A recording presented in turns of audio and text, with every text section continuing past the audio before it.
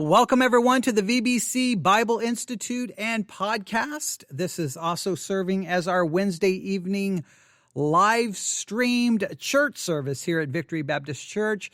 So if you haven't been listening to the VBC Bible Institute and podcast, you may be way behind, but I think this will all fit together, hopefully, in one stand-alone message, lesson, sermon, live streamed, whatever these things are called. I can tell you this, there's some kinds of teaching. This is what I've learned doing this journey through the Bible for the VBC Bible Institute. That's what we're doing tonight. That we're continuing our journey through the entire Bible. We're still in Genesis chapter 6. I'll get to all of that in a minute. But I've learned something. And doing this kind of teaching that I'm trying to do for this journey through the Bible, I guess when I first came up with the idea, I'm like, okay, I'll just take a journey through the Bible, and then this will be, I guess maybe I was thinking more along like a devotional kind of journey through the Bible. I don't know what I was thinking. But once I've got into this, I've realized there's some kinds of teaching, and because of the COVID-19 situation, I started realizing, hey, I guess the way I envisioned it when I started this journey through the Bible, I started thinking, well, you know what? There'll be certain times when I'm taking this journey through the Bible that I'll just teach for the Sunday school hour or for a Sunday night or for a Wednesday at Victory Baptist Church in front of everyone. I'll just use one of those church services for that teaching that kind of requires people in front of you, right? But then the COVID-19 situation blew that all up, right? That blew that all up. So then I was like, okay, well, maybe I'll just teach this in a way that'll work for like just sitting in an empty room teaching on behind a mic. And as this whole situation has continued to develop, what I've realized is now for the VBC Bible Institute, there are times that I don't have the ability to teach in front of people. So guess what? I've got to do all of the teaching primarily now for the VBC Bible Institute, like I'm doing right now, in a microphone in an empty building. And it just sometimes it doesn't really translate over. It doesn't really I'll listen to it and I'm like, man, that just doesn't feel right. Because while I'm teaching, it just doesn't feel right not to have people in front of you when you're trying to take a entire journey through the entire Bible. There's certain kinds of teaching you need people in front of you to be asking questions, see their reaction, because I kind of teach trying to lead you through the entire learning process, and not having people there, it's really hard. It's really hard at times to do that. So some of the messages for the Journey Through the Bible podcast I have been very unhappy with, but I don't really have a way to fix them, because I think in some cases the only way to fix them is to have, people present. So as we kind of transition, hopefully adding maybe more actual in-person services, or at least holding some here or there, maybe I can utilize some of those hours to do some of that kind of teaching that requires people there. But we don't know. We don't know what the rest of 2020 is going to hold to. So a lot of this teaching may be done this way, which may greatly impact the quality of these lectures and lessons as we take a journey through the entire Bible. And I apologize for that. You can only do the best you can. I just a little while ago, an hour ago, I completed another lesson in the VBC Bible Institute. We took a little detour because of a listener asking questions about cross-referencing, how to do cross-referencing. So I did 2 lessons where I gave everyone 7 types of cross-referencing, right? And when I was teaching that, I felt like, man, I need people actually in front of me. So I hope that worked out. But here we are again, back to the VBC Bible Institute, because we took a detour to do that, to look at that cross-referencing, and we need to get back to Genesis chapter 6, which the chapter itself is just one of those chapters that I wasn't looking forward to. I wasn't like, when I started Genesis, I'm like, when I get to Genesis 6, what am I going to do? Right? Because Genesis 6 really comes down to, there are basically 2 camps and how to interpret it. The 2 camps don't agree. They're never going to agree. And it becomes more about, this is what happens to Genesis chapter 6. It becomes more about the disagreement than it does actually gaining or learning anything from Genesis chapter 6, and which which then kind of destroys any practical lesson we can gain from it. And I think there's some practical lessons we need to gain from Genesis chapter 6. And hopefully I can get to that. So my previous lesson in Genesis 6 wasn't happy with, because I think I need people present, but people aren't present. So all I can do tonight is say, let's jump in and let's see what we can gain from this. All right. Genesis chapter 6. Okay. So let's start in Genesis chapter 6 by looking at what I think is a key verse here. All right. My key verse may not be your key verse, but I think it's the key verse. Go to Genesis chapter 6. And I know typically you give an outline to the chapter, but I'm not trying to do that. I'm trying to get everyone struggling with how to interpret this. And then hopefully after we fill all of that interpretation, then I can say, but wait, even if we can't figure that out, here's the practical lesson from the chapter. So I'll explain all of that as we move forward. Here we go. Genesis chapter 6, 6 through 7. I said all of that in my introduction just to simply say, I apologize when these lessons don't really come across the right way, or maybe they come across okay to you, but in my mind, when I'm sitting here for an hour in an empty room just talking, there comes a point in my mind, I'm like, ugh, this is just not going well. So I hope I can avoid that tonight and give you something meaningful. Here we go. Genesis chapter 6. Let's start in verse 6. Genesis chapter 6, verse 6. Well, let's go back to verse 5. Genesis chapter 6, verse 5. And God saw that the wickedness of man was great in the earth, and that every imagination of the thoughts of his heart was only evil continually. All right, sounds bad, right? God looks, he sees the wickedness of man was great in the earth, that every imagination of the thoughts of his heart was only evil continually. Sounds really, really bad. How bad? Well, verse 6. And it repented the Lord that he made man on the earth, and it grieved him at his heart. So God is extremely upset that he even made man. He's grieved in his heart. That's hard. That's using very human language to just describe God's displeasure with his creation. Now, this raises all kinds of questions. Obviously, we know it raises all kinds of questions. Wait, God is all-knowing. If God is all-knowing, then he had to know this was going to happen. So if he knew this was going to happen, how could all of a sudden he repent and be grieved in his heart about it? Sometimes I think it uses very human language to describe God's displeasure in a way that we can relate to, in a way we can understand. I think it's more about trying to make sure we understand God is upset with this more than it's trying to give us something about God's attributes or character. It's trying to just place it's giving a human description to God's displeasure with the creation. He's very unhappy with mankind. He's very unhappy. How unhappy? Well, he's grieved.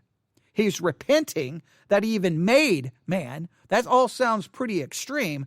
But then verse 7 is where everything, the whole chapter, I think it hinges on this. Genesis chapter 6, verse 7.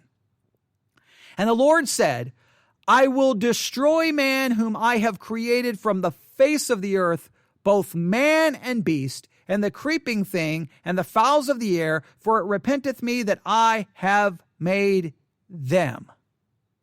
Now that is, you just have to stop as a Bible student and go, wait a minute, let me read that again. So God said he's going to destroy man whom he created from the face of the earth. He's going to create man, beast, creeping things, and the fowls of the air, for it repenteth me that I have made them. God is so upset with mankind, so angry, grieved, bothered, whatever words you want to use. He's so upset that he's going to wipe everything off the face of the earth. He's going to destroy everything. Now, a good Bible student is going to ask the obvious question. Well, what was so bad? What was going on? What was so wrong that would lead God to destroy everything? Because the obvious concern would be, wait, if there was a time in history that God got so upset with mankind that he wiped them all off the face of the earth, then we want to avoid ever repeating the same actions and the same things. But if you look at there, it kind of just describes mankind in its normal state, right? I mean, think about it. Look at the description of what went wrong. What went wrong was God saw that the wickedness of man was great in the earth, and that every imagination of the thoughts of his heart was only evil continually. Now, some people, well, no, that's not us today. Well, are you sure? Because that really sounds how messed up we are today. I mean, go to the book of Romans. Go to the book of Romans.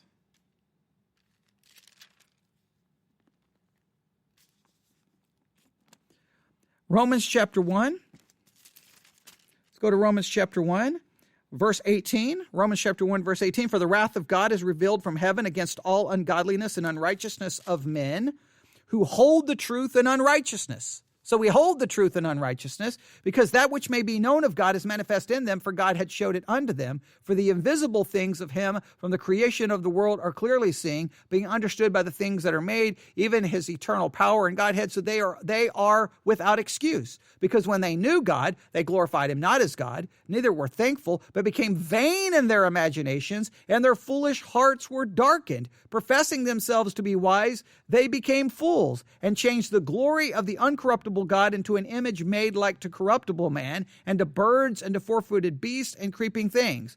Wherefore God gave them up to uncleanliness through the lust of their own hearts, to dishonor their own bodies between themselves, who changed the truth of God into a lie, worshipped and served the creature more than the Creator, who is blessed forever. Amen.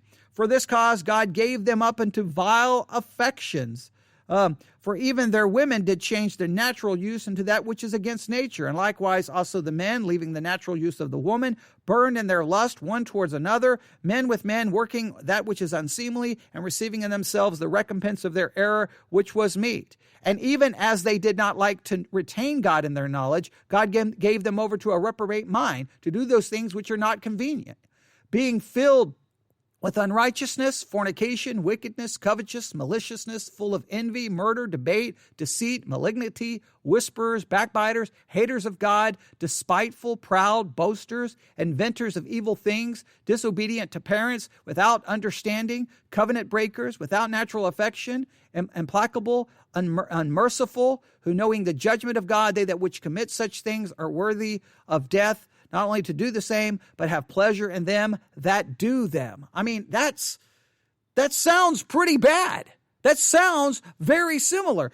In fact, in some cases, it goes even into greater detail of how bad the things had become. And I think it's hard to go, well, wait a minute, they were so bad then. Jump over to Romans 3:10. There is none righteous. There is none that understand God. There is none that seek after God. This is Romans chapter 3, verse 10 and 11. They are all gone out of their way, together become unprofitable. There is none that doeth good, no, not one. No one seeks God. No one understands God. No one does good. I mean, this is the natural state of mankind after the fall. So what was it in Genesis 6 when the description we get here is God saw that the wickedness was great in the earth and that every imagination of the thoughts of the heart was only evil continually? What was so bad? Because that sounds very similar to fallen man in its natural state.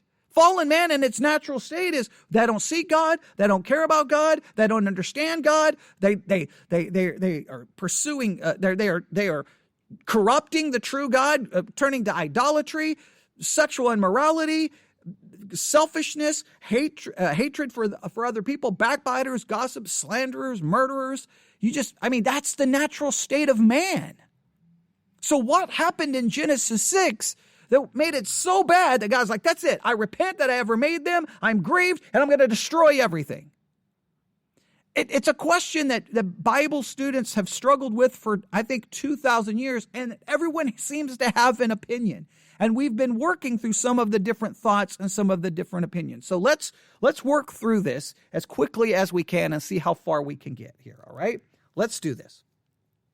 Now, one of the key passages I think we have to consider is we have to leave Genesis 6 and we have to jump over to Matthew 24. All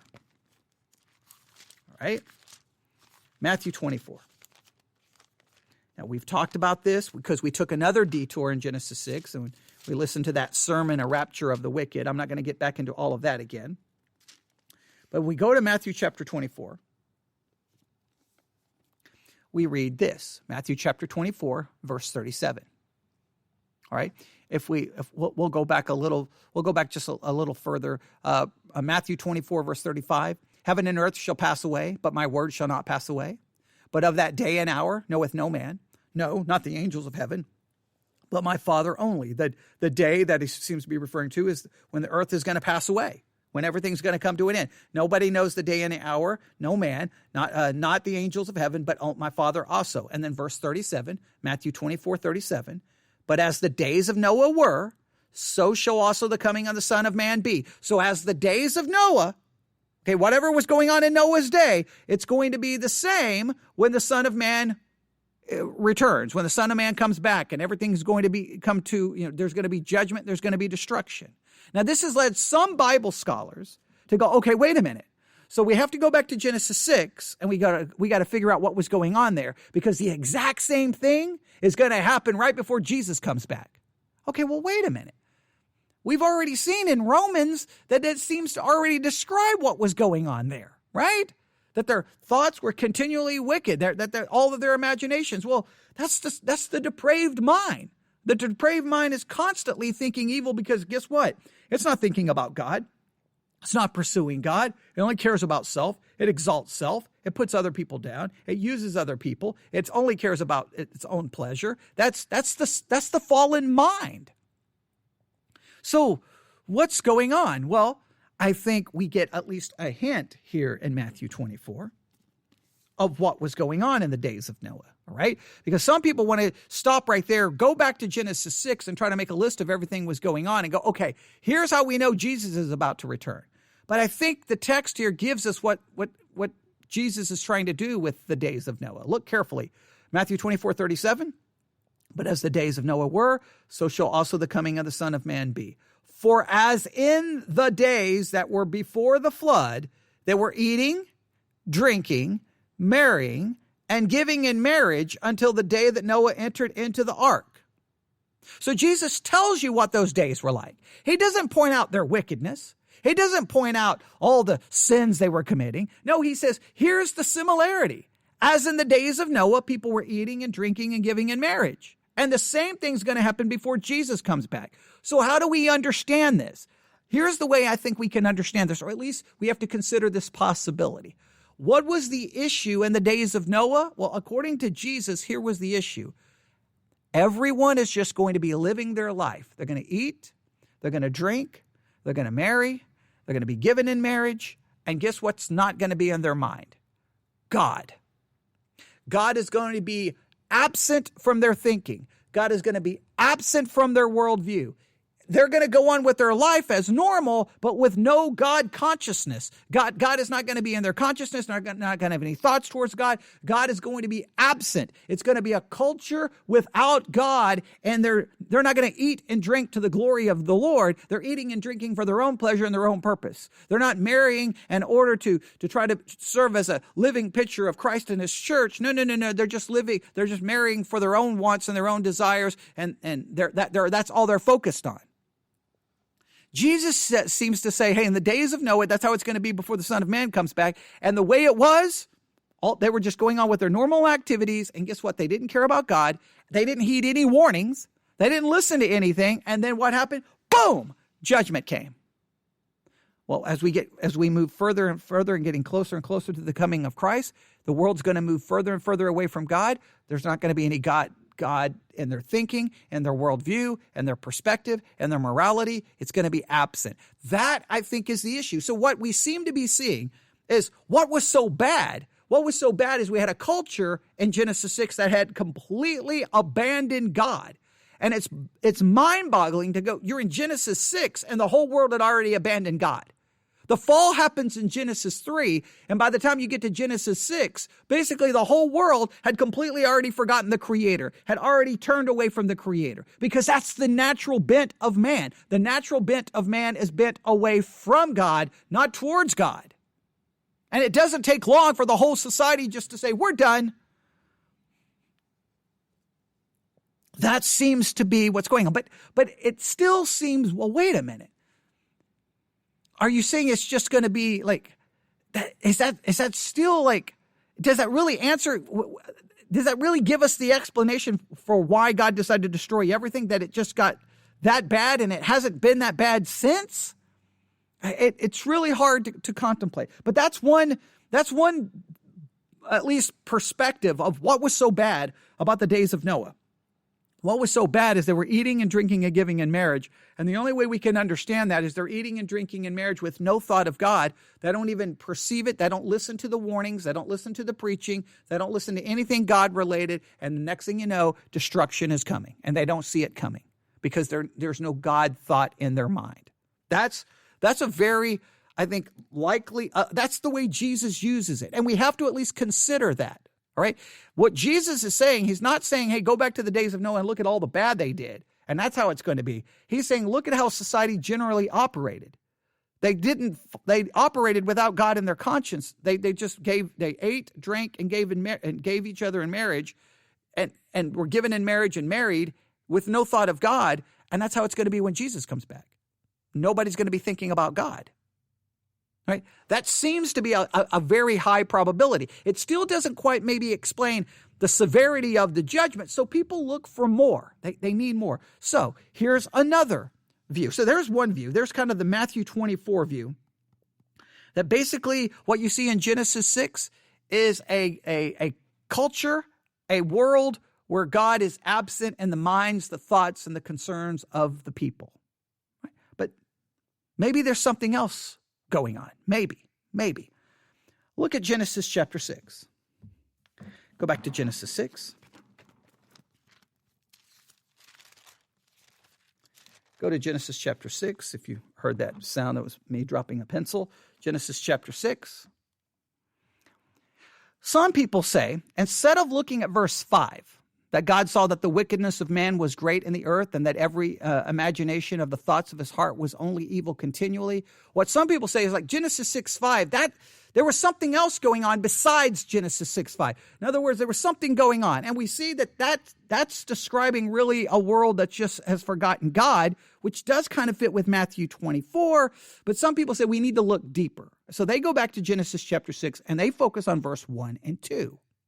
And it came to pass, when men began to multiply on the face of the earth, and daughters were born unto them, that the sons of God saw the daughters of men, that they were fair, and they took them wives of all which they chose.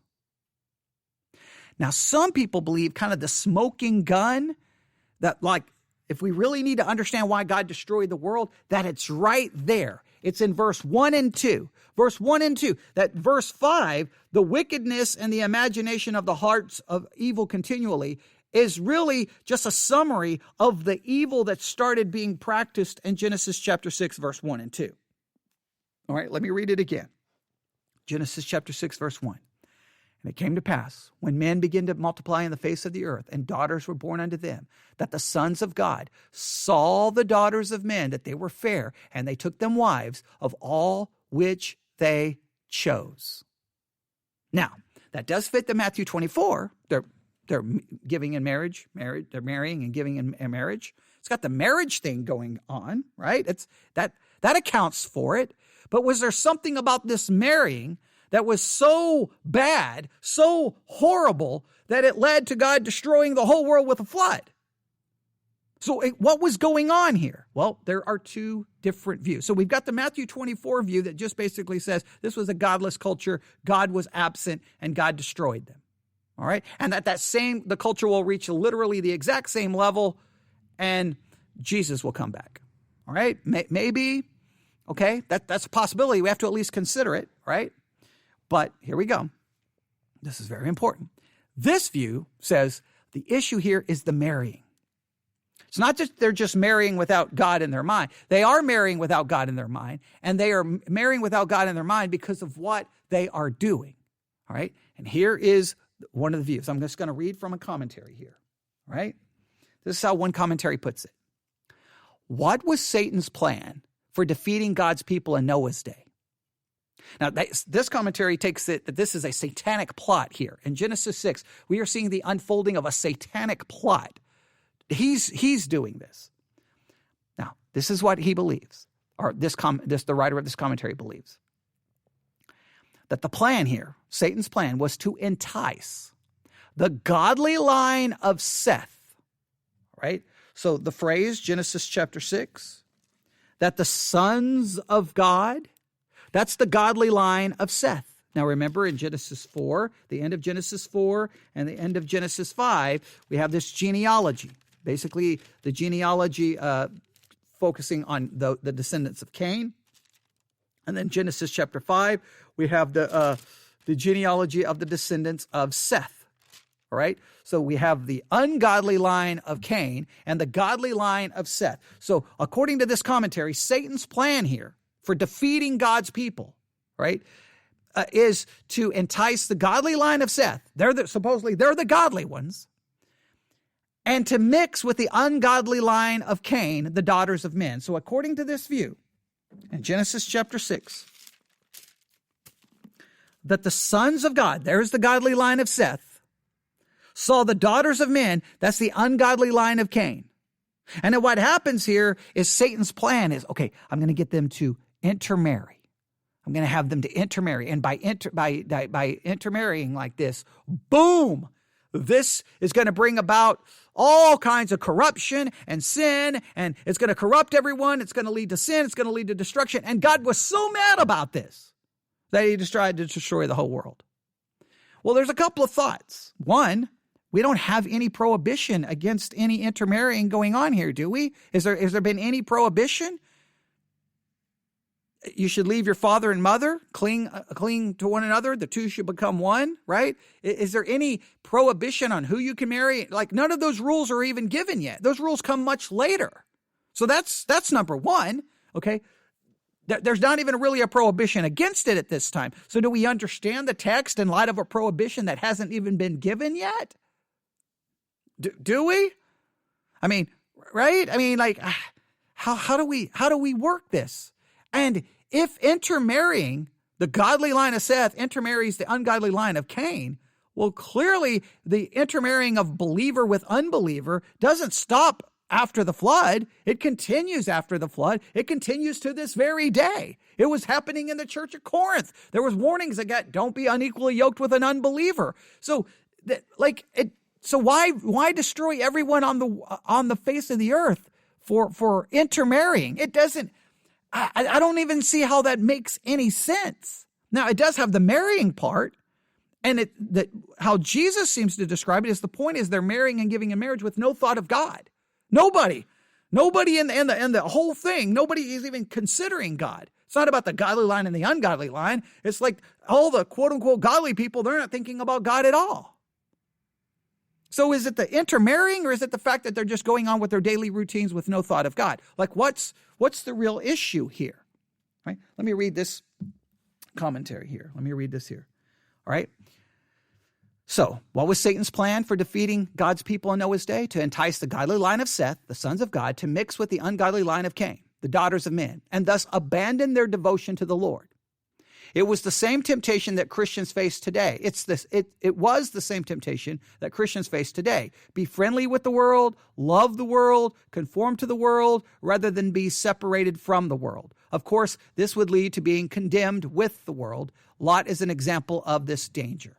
So they're like, hey, what all this was he was going to corrupt the godly people by getting them to marry the ungodly people. And it was going to be basically the marriage of believers with unbelievers. The sons of God are the believers. The daughters of men are the unbelievers. They're going to marry. This would somehow corrupt all the godly people. And then this would all be really bad. All right. Like, was it the intermarrying that didn't just led to a God-absent thought? Well, I would say the intermarriage would like, how do you understand this? I don't know. Another commentary states it this way. One view understands the Son of God as descendants of Seth. In this interpretation, Seth's godly descendants were intoxicated by the beauty of women descending from Cain, thus marrying those who had rejected God, and it led to greater wickedness. The strongest evidence for this position is found in Genesis chapter 4 and 5, which describes two lines of descendants from Adam, one through Cain and the other through Seth. In the Old Testament, God's covenant people are sometimes referred to as sons as God's sons. Stop right there. Now, they're arguing that sometimes in the Bible, all right, sometimes in the Old Testament, God's covenant people are referred to as God's sons. So in other words, the sons of God here would be God's covenant people. Well, what covenant has, well, there hasn't been a covenant established yet. That's in Genesis 12 with Abraham. So are they using this phrase, sons of God, to refer to this? Well, let's look at the passages they give us. They say Deuteronomy 14:1. Deuteronomy 14:1. Oh, we got to go quick. Deuteronomy 14:1.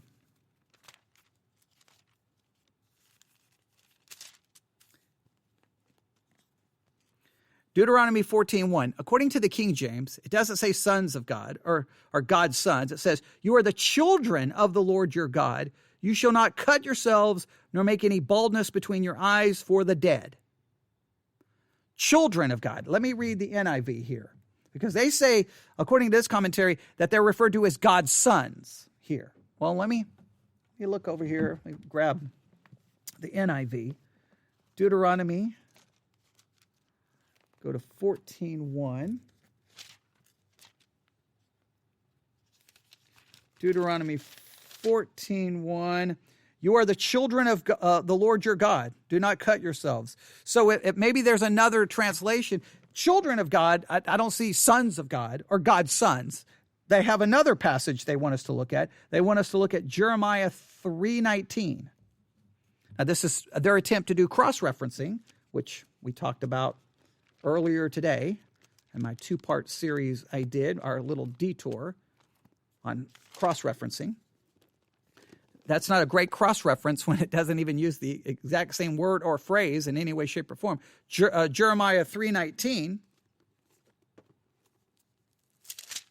We read this, Jeremiah 3:19, but I said, how shall I put thee among the children and give thee a pleasant land, a goodly heritage of the host of nations? And I said, thou shalt call me my father and shalt not return away from me.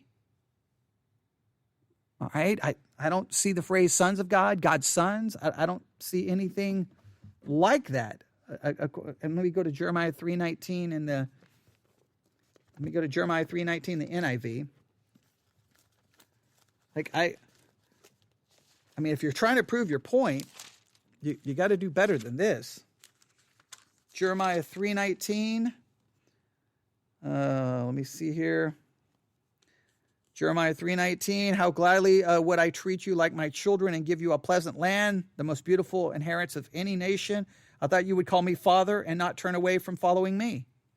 I mean, the idea of father, it does speak of kind of a parent relationship, children, parent relationship. I guess you can infer that that term son would apply.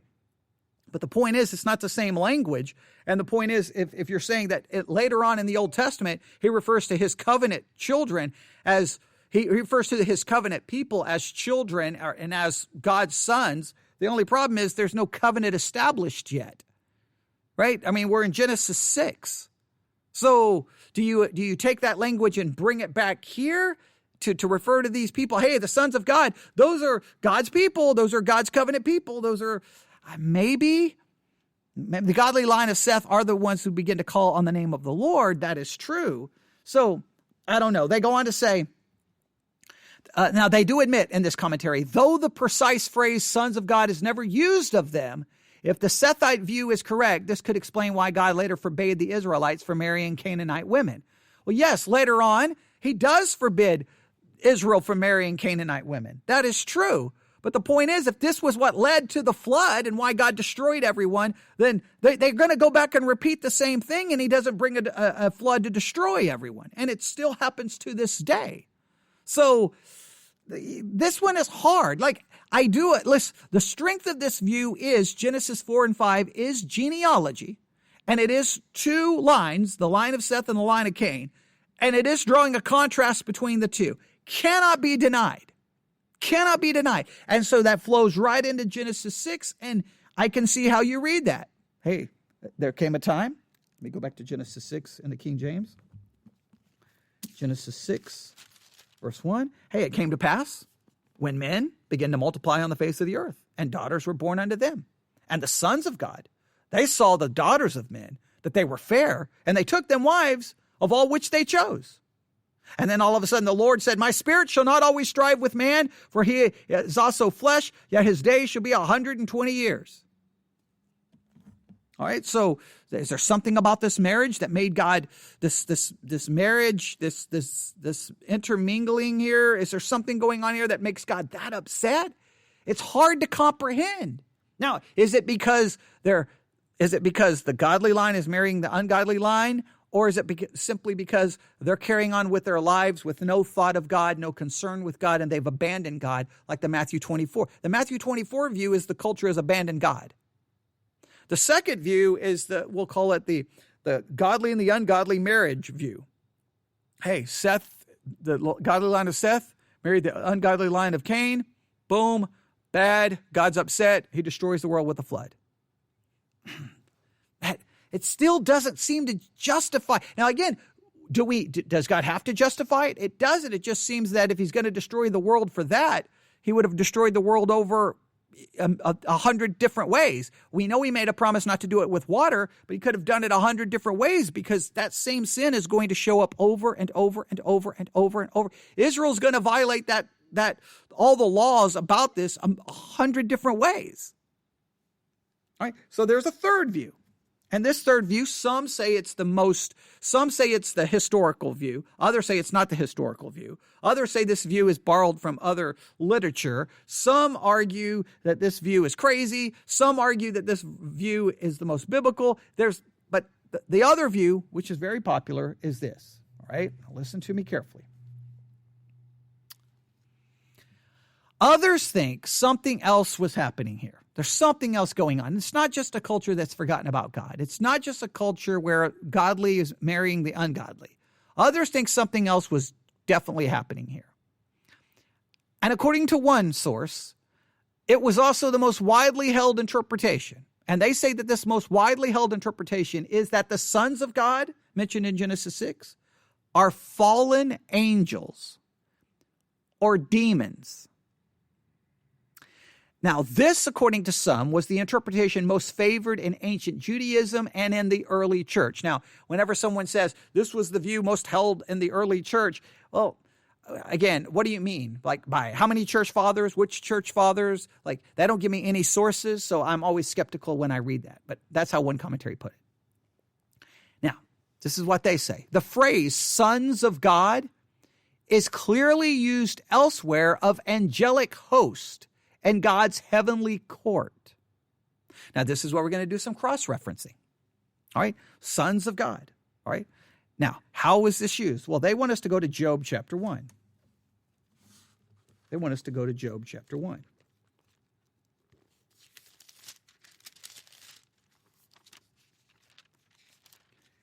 Job chapter 1. Job chapter 1, verse 6. Job chapter 1, verse 6. Now there was a day when the sons of God came to present themselves before the Lord, and Satan came also among them. So you have God, and there's a certain day, and at this day, the sons of God came to present themselves before the Lord. This seems to be angelic beings. I mean, you're in heaven. There's God, and the sons of God come to present themselves before the Lord. Right? That seems to be angelic beings. That seems to be in heaven, possibly angelic beings. That seems to add at least some, that this cross-reference works better than the other cross-references they gave. Hey, in the Old Testament, God refers to his covenant people as God's sons. Well, it never doesn't actually use that phrase. You have to kind of infer that language. Here, the language is exact. Sons of God. Well, let's see if it's used anywhere else in Job to clarify. Job, I think, is it chapter 2? I think it's used again in chapter 2, verse 1. Yes, Job chapter 2, verse 1. Again, there was a day when the sons of God came to present themselves before the Lord, and Satan came also among them to present himself before the Lord. So Satan is with them. Well, Satan was an angelic being. here the sons of God now come before the Lord. And again, it puts it with Satan. And by putting it with Satan, that kind of puts it in the angelic realm. All right? Is there another passage?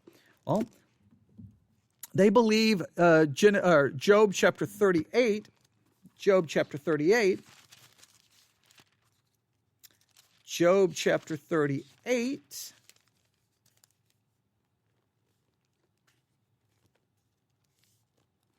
All right. Now, we got to get the context here. Job chapter 38, verse 1. Job chapter 38, verse 1. Then the Lord answered Job out of the whirlwind and said, Who is this that darkeneth counsel by words without knowledge? All right. Job has been upset about everything that's happened to him. He asked God some questions, and then God now is going to say, who are you? Who is this person who has no knowledge to darken my counsel? Who are you to speak? Gird up now thy loins like a man, for I will demand of thee an answer, and I will demand of thee an answer thou me. God's now going to demand an answer from Job. You want to question me? Well, I've got some questions for you, Job. All right? And look at what he says here. Verse 4. Where wast thou when I laid the foundations of the earth? Declare if thou hast understanding. Come on. Where were you, Job, when I laid the foundations of the earth? Where were you? Come on. All right? Well, we know he was nowhere. He doesn't have any understanding. Verse 5, who hath laid the measures thereof? If thou knowest, or who hath stretched the line upon it? Whereupon are the foundations therefore fastened? Or who laid the cornerstone thereof? Now look at verse 7. When the morning stars sang together, and all the sons of God shouted for joy. This seems to imply that the sons of God were angelic beings who witnessed some of creation and who praised and sang for joy. This seems to be the understanding of this. If that is true, then we've got 3 passages in the book of Job that uses the phrase sons of God to refer to angelic beings. Now, you remember Job would fit in, if we're reading through the Bible chronologically, Job would fit in somewhere around Genesis 12, Genesis 13, somewhere around that time frame. So that means Job, at least and from a chronological perspective, he fits in relatively close to Genesis 6. So if he's using the phrase this way, then that means the phrase may have been common around this time. That sons of God refers to angelic beings. Now, if that is true, then go back to Genesis 6, then we do have something else going on here, right? We do have something else going on. And listen, we may have a couple of things may be going on here. Remember the Matthew 24 argument? That's basically, look, the whole world has just forgotten God, and they're just going about with their daily routine, which involved marriage. But they didn't think about God. And in fact, it was so bad that that's how it's going to be when Jesus comes back. Okay, there may be some truth to that. Others say, well, wait a minute, there's got to be more because God destroys everyone with a flood. There's got to be more. And they say, well, what's happening here is that, hey, these sons of God, that's the godly line of Seth, they look over and like, ooh, those daughters of Cain are pretty hot. And they want to marry them. They marry them, clearly demonstrating they had abandoned any thoughts of God, and God gets upset and destroys. Others say, wait a minute, there's got to be something else going on. And they say, hey, that the sons of God saw the daughters of men. The sons of God were angelic beings. Fallen angelic beings. Now, you could argue, well, wait a minute. In Job, they're not fallen. Here, they're fallen. Whatever, they're angelic beings, possibly. They see the daughters of men, and they enter into some kind of relationship with them. Now, this raises all kinds of questions. Is that even possible? How can an angelic being do so? Do these fallen angelic beings basically take possession over a human being, and they're possessing a human being, taking their body? Like how do we understand this? Well, they're like how this would work, we don't know. But some people believe there's something going on here crazy, that you have angelic beings, engaging in physical relations with the daughters of men. All right.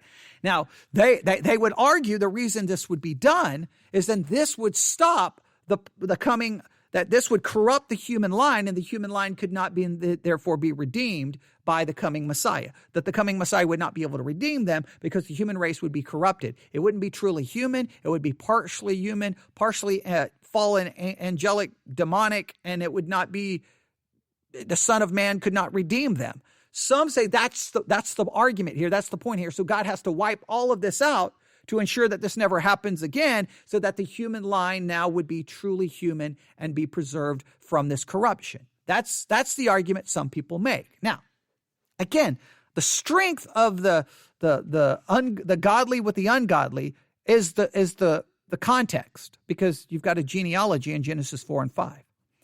But the strength for this one is sons of God is used for angelic beings in Job. No, I don't think there's any way to get around that.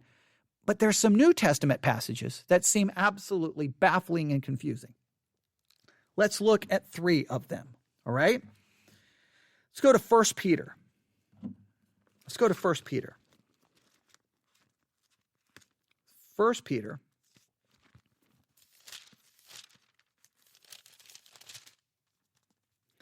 First Peter chapter 3. 1 Peter chapter 3. All right.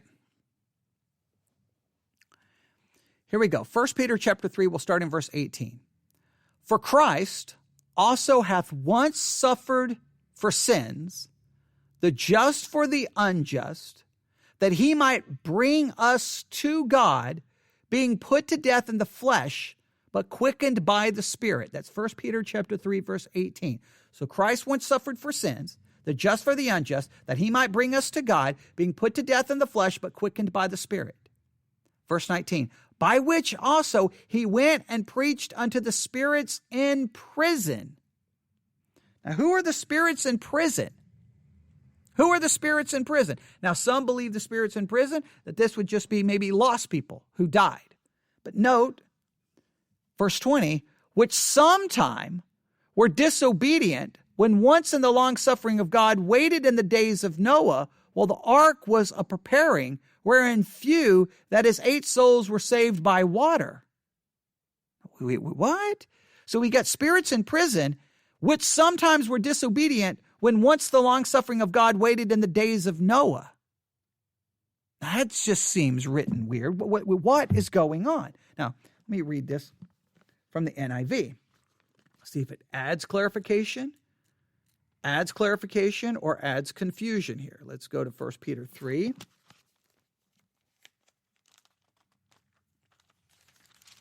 First Peter 3. Let's jump over to verse 19. 1 Peter 3:19. After being made alive, he went and made proclamation to the imprisoned spirits, to those who were disobedient long ago, when God waited patiently in the days of Noah.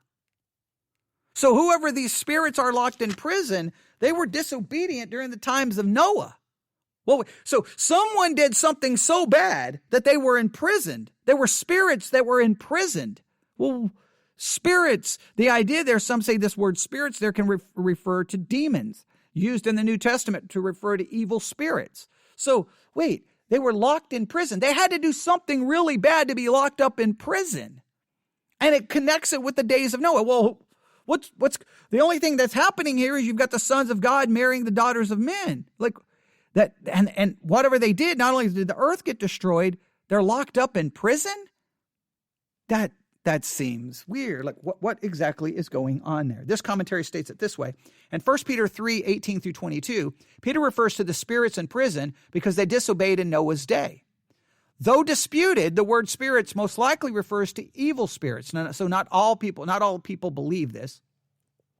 Not all people believe this, but they say it most likely refers to evil spirits. And then they give a bunch of cross references: Matthew 8:16, Matthew 12:45, Luke 4:36, Luke 10:20, Acts 19:12 through 16. The connection of these spirits with Noah's day points strongly to Genesis 6. That these spirits in prison are fallen angels is further confirmed by similar passages in 2 Peter. And they want us to look at 2 Peter chapter 2. 2 Peter chapter 2, verses 4 through 10. All right, let's go to 2 Peter. Oh man, we're going to run out of time. 2 Peter chapter 2, 4 through 10. 2 Peter chapter 2, 4 through 10. All right, Look carefully at what happens here. In fact, we're going to have to, oh man. We'll go all the way back to verse 1 here. 2 Peter chapter 2, verse 1. But there were false prophets also among the people, even as there shall be false teachers among you, who privily shall bring in damnable heresies, even denying the Lord that bought them, and bring upon themselves swift destruction. And many shall follow their pernicious ways, by reason of whom the way of truth shall be evil spoken of. Verse 3, and this is 2 Peter 2, this is 2 Peter 2, verse 3, and through covetousness shall they with feigned words make merchandise of you, whose judgment now of a long time lingereth not, and their damnation slumbereth not. For if God spared not the angels that sinned, but cast them down to hell, and delivered them into chains of darkness to reserve unto judgment. Now stop right there. Wait, so there were angels who sinned, and they got cast down to hell and put into chains? Well, clearly it wasn't Satan, right? He's like a roaring lion roaming about seeking who he may devour. Clearly he was roaming about in the book of Job. So when did these angels get put into prison? When did they get thrown into hell and reserved in chains until judgment? And then note what it's connected to, verse 5. And spared not the old world, but saved Noah, the eighth person, a preacher of righteousness, bringing in the flood upon the world of the ungodly. So even though he doesn't completely link them together here, 2 times you have people putting in prison, spirits, angels being put into prison, and it's spoken of and connected with Noah. Either spoken of or spoke in conjunction with Noah, or it seems to be connected, as in the first passage we looked at in Peter. Very, very, very interesting language. Something seems to be going on. All right, let's go back to this commentary that I was looking at. This is what they say. That these spirits in prison are fallen angels is further confirmed by similar passages in 2 Peter and Jude. In 2 Peter 2, 4 through 10, for example, the apostle cites 3 Old Testament examples of God's judgment as warning false teachers. First are the fallen angels who are chained and waiting final judgment, 2 Peter 2, 4. The second and third examples are the flood and Noah's day, 2 Peter 2, 5, 2 Peter 2, 5. And the destruction of Sodom and Gomorrah, 2 Peter 2, 6. Given that the second and third examples not only come from Genesis, but are also listed in chronological order, it makes sense to see the first example as coming from Genesis chapter 6, verses 1 through 4. Comes right before the flood narrative, after all. Since angels are spiritual beings, Peter's reference to their being chained refers not to physical chains, but rather to a limitation of their activity, presumably to prevent them from indulging in such wickedness again. Now, obviously, they are prevented from doing such wickedness again because whether we understand the chains in a literal way or a figurative way, they're kept somewhere where they can't do with whatever they're doing. And it is interesting that these are listed in chronological order. Angels that are reserved in heaven are reserved in chains for judgment, the flood, and then Sodom and Gomorrah. They're in chronological order. Well, if I go to Genesis, there's chronological order there, right? If the angels are the ones in Genesis 6, 1 through 2, and that intermarriage is the angel's sin, then you have the flood, and then later on we get Sodom and Gomorrah. Maybe so. I think there's something going on here, all right? And then one other, Jude. Go to the book of Jude. Gotta hurry. Gotta go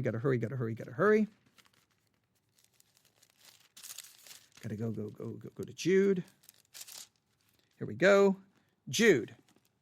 All right. Now look what happens here.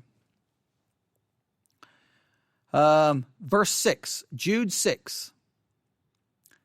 And the angels, which kept not their first estate, but left their own habitation, he hath reserved in everlasting chains under darkness unto the judgment of the great day.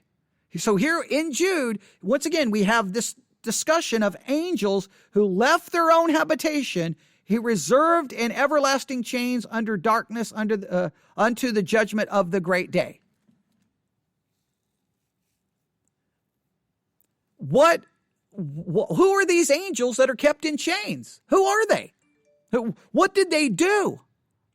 Is it possible that the sons of God were angelic beings who began to somehow, they took possession of human beings, used their bodies, then married women, and as a result was corrupting the human line, that the children, the offspring would not be truly human, would not be truly angelic, would be some kind of in between. God was like, this is going to corrupt the human race. He wipes out everyone except for Noah and his family.